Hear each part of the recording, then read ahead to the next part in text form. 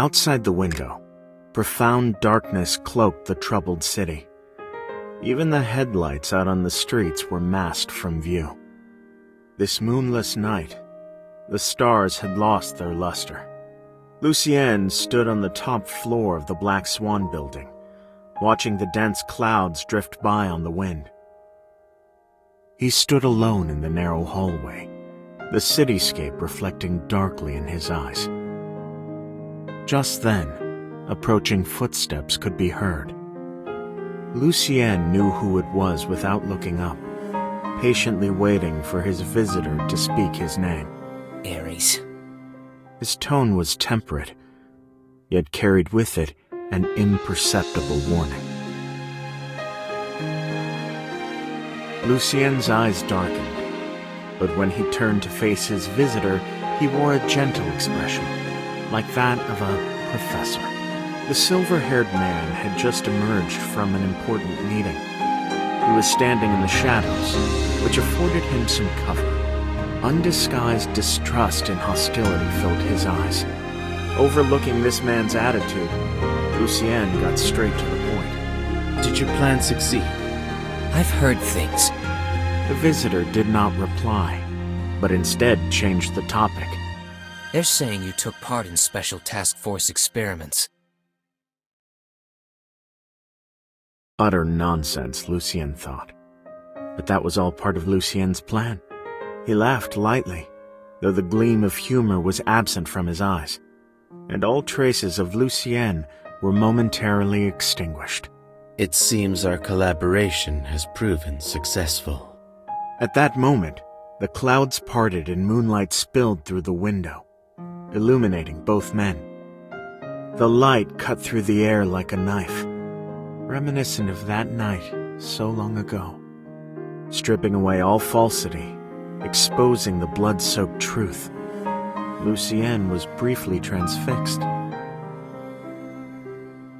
Since his departure from Black Swan, everything was going according to plan. Maybe it had all been too easy. That was why, when Lucien received news of the failed experiment, he was not particularly concerned. He sat at his desk, patiently thumbing his way through the large pile of research reports in front of him. This particular project had only been running for 12 months and had dealt with a highly theoretical aspect of reality: space-time. Black Swan had already devoted decades of research to unlocking its mysteries, but had never seen any promising results. Not long ago, Lucien had successfully made contact with the edge of reality, a revelation which propelled him to seek out and confirm the existence of the Black Cabin. But the entrance hidden behind a waterfall, the spatial abilities of the old man as described in the show Miracle Finder, and the so-called zero-dimensional space created by Black Swan were clearly not the ones he was looking for. Silence filled the laboratory, only disturbed by the delicate sounds of pages being turned. On the final page of the report, Lucien read the following: "The experiment was largely a failure. We must conclude that jumping through space-time is not possible under the current conditions without the necessary evol support." A large red fail stamp had been pressed onto the page. Lucien put the report down and closed his eyes, lost in thought. He wondered if there might be other ways to locate that space and find the girl. Lucien eliminated each possibility as it occurred to him, finally concluding there is no other way. The realization startled him, and for a moment, his natural confidence was shaken. He recalled a snippet of conversation in the lead-up to that fateful day. Who was the person in the box? Could it have been her? Lucien picked up a pen and wrote "Suspend Experiment" on the last page. He'd found many clues, many analogous occurrences, but what was false could never become true. He would have to wait a little longer. 1 month earlier, Lucienne had been working night and day in a new lab, focused on the new influenza virus research. The team was making progress, not too fast, yet not too slow. This rate of progress was right under his control, but the media insisted on referring to him as a genius. At times, memories of her would flood his thoughts. Was she depending on him to avert this disaster? He was just a man after all, not a miracle worker. Her messages would reach him by various means, without any particular effort on his part. Perhaps he had been too indulgent, allowing her to investigate on her own, and to go to that hospital with the abandoned lab. He, however, kept this information to himself, and certainly didn't share it with the organization. But when he heard she was attending the celebration, he'd almost had a heart attack.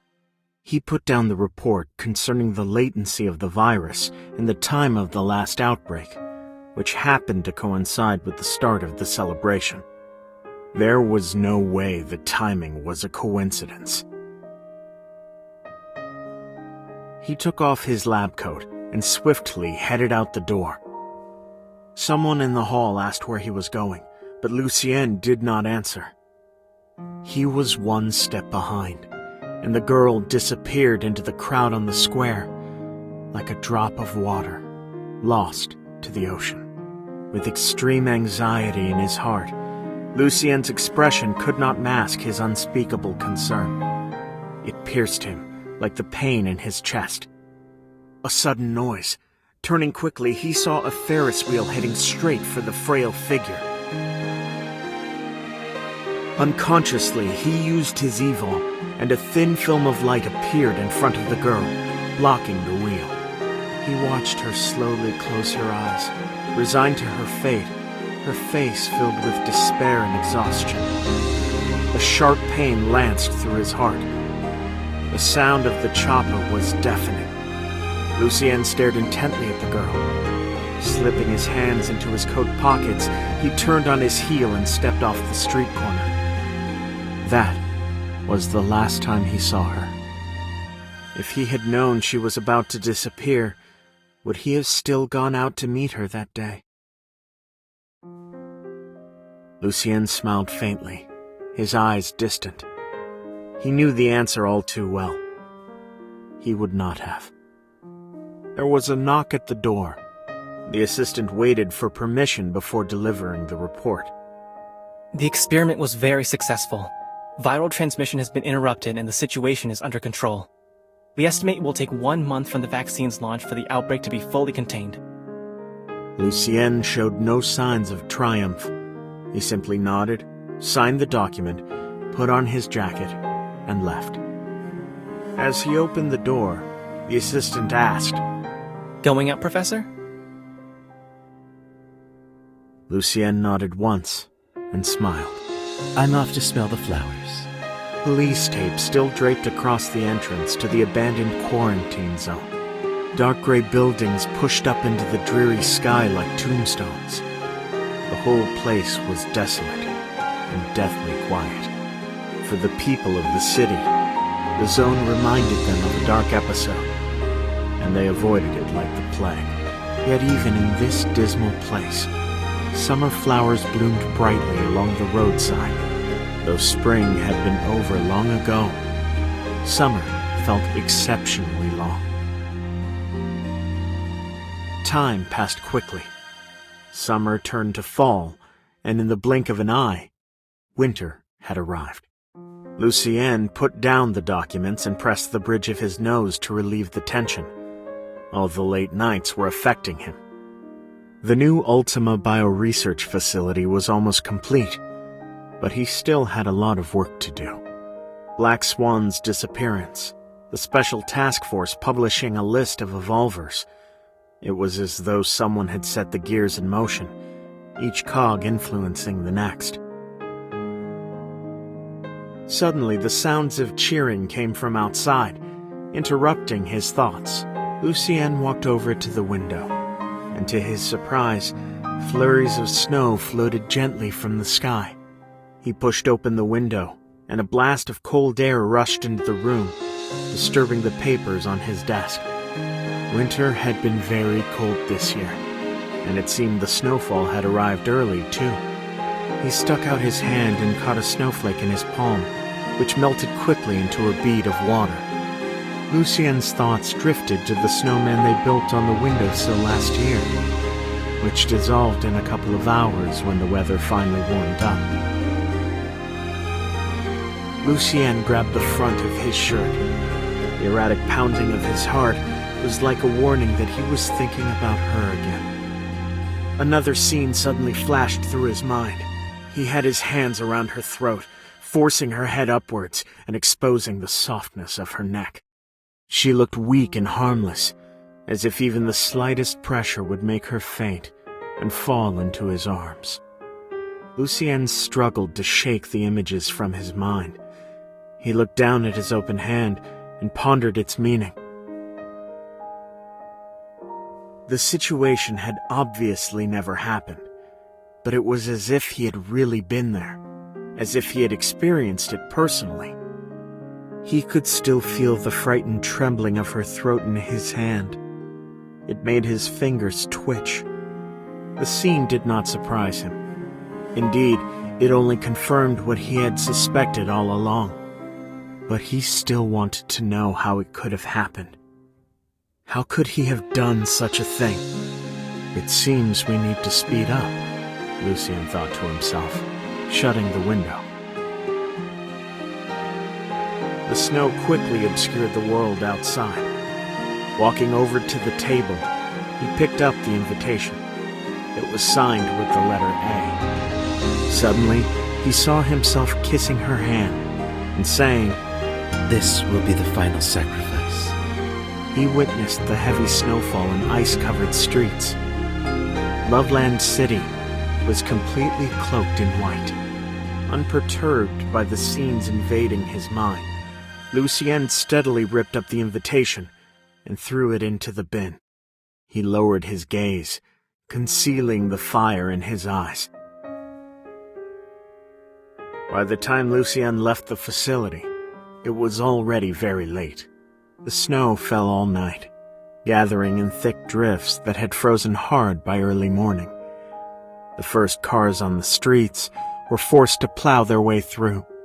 The red and amber traffic lights reflected off Lucien's black hair. Suddenly, the rays of light began to distort as he vanished into thin air. The cab driver waiting at the light rubbed his eyes in disbelief and wondered if he was seeing things.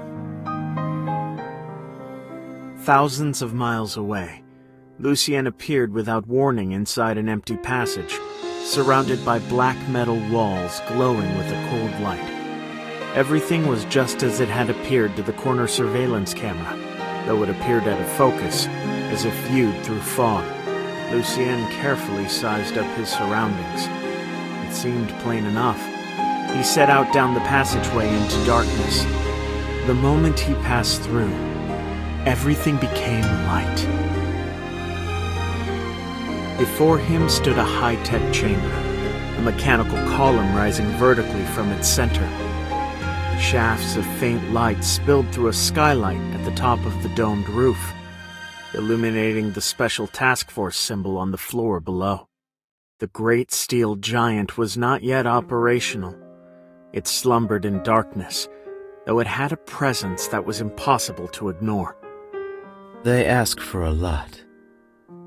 Taking it all in, Lucien proceeded directly towards the central column. Ignoring the authentication screen, Lucien's pupils constricted.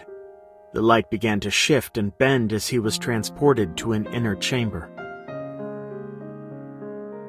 Lucien immediately spotted the human-shaped receptacle at the center and frowned. No programs were running, but Lucien could sense the definite presence of an evil. It called to the evil within him, a powerful, innate attraction that grew stronger with every step. They have almost completed the testing phase. Lucien turned on the control console, and after a brief moment of thought, entered a complex series of digits. He waited patiently for it to reveal its secrets. A cold gleam shone in his eyes. One step from victory is still a defeat. No matter how close to finished this evolution accelerator appeared, it was still a failed prototype.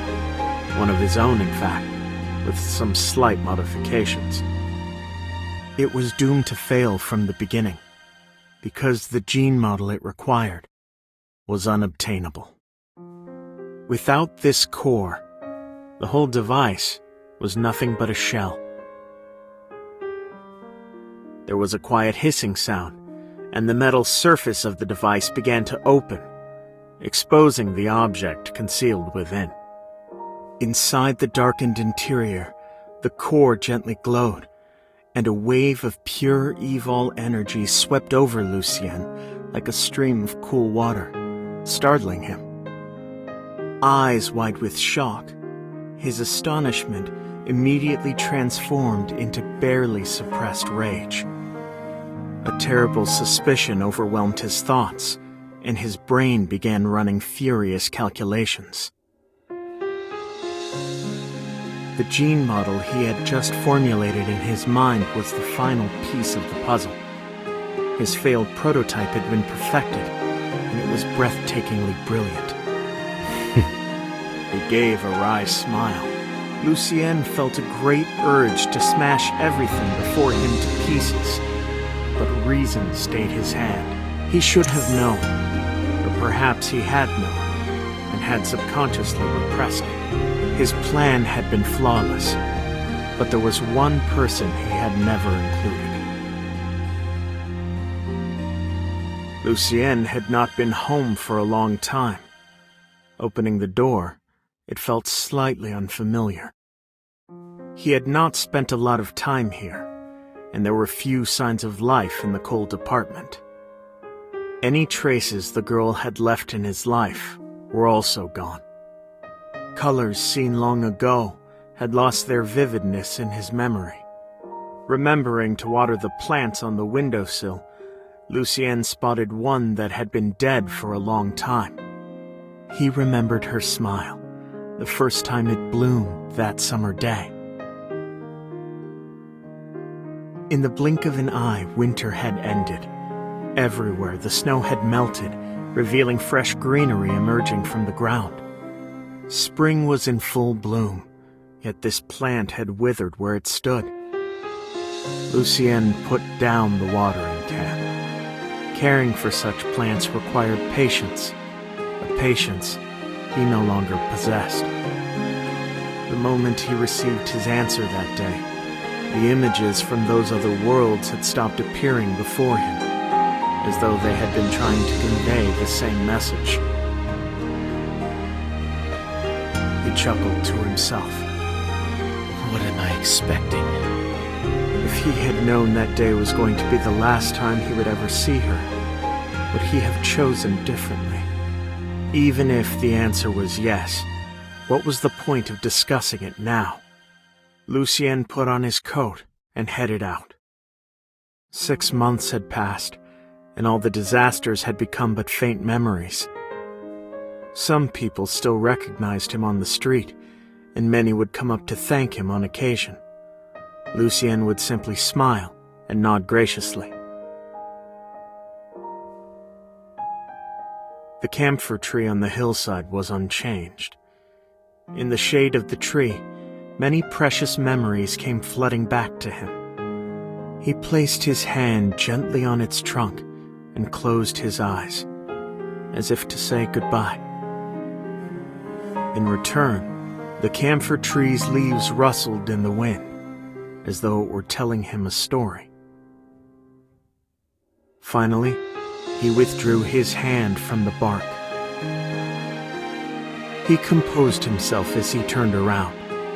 Before him stood a figure, catching him completely off guard. like a real-life phantom. A girl was standing in the shadow of the train. She smiled at him, and he saw his own figure reflected in her bright eyes. Lucien's heart began to pound. Suddenly, he began to see colors: the green grass, the pale blue skies, and the fluffy white clouds off in the distance. Rich greens and blues sprung forth, saturating the blank canvas of winter. Surprised, he let out a chuckle.